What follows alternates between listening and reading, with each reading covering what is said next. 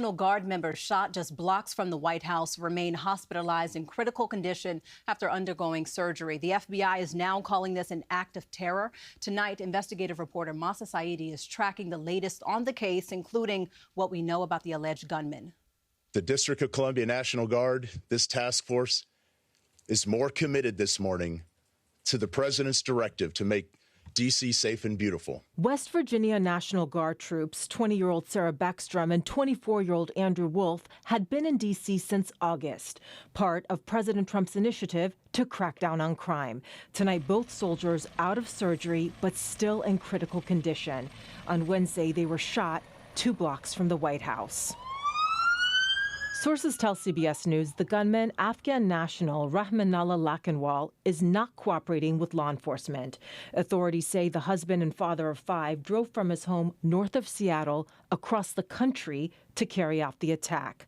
Warrants have been issued in Washington state, interviews happening there and also in San Diego. We seized numerous electronic devices to include cell phones, laptops, iPads, and other material that is being analyzed as we speak. Here's what officials have released. During the war in Afghanistan, Lakhanwal worked closely with the U.S. government.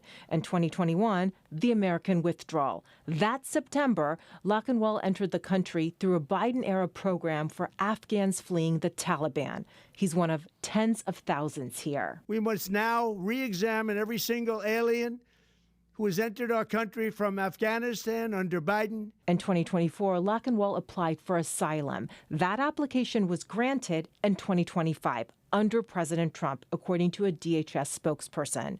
Tonight, the shooter's motive remains unknown. This is what happens in this country when people are allowed in who are not properly vetted. If any negative information was found prior to entry, the individual wasn't allowed to enter. CBS News national security contributor Samantha Vinograd worked at DHS during that time. She says she was deeply involved in the vetting process. Every Afghan national who did enter the United States under the parole program was vetted.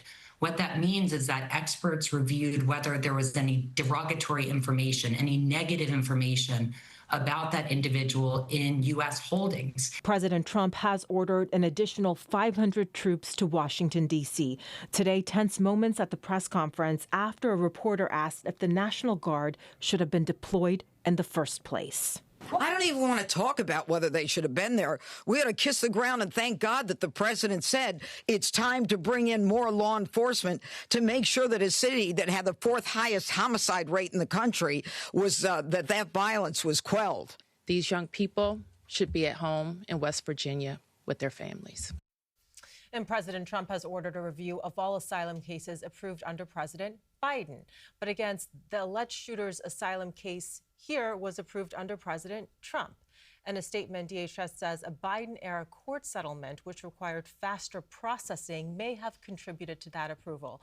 Regardless, we can expect more immigration crackdowns. Aziza, we just learned that the administration will be taking a new look at green cards, the green card holders from 19 different countries. Now, Mahsa, your heart just breaks for these 2 young service members. Do we have any update on their condition as of right now? So authorities aren't saying much more. We know that other outlets have contacted the father who's in the hospital next to Sarah Beckstrom, and he said that unfortunately she's unlikely to survive. So we are just praying for that family and the family of the other service member as well. Yeah, this is something you never want to hear, but during the holidays, it's a lot to take in.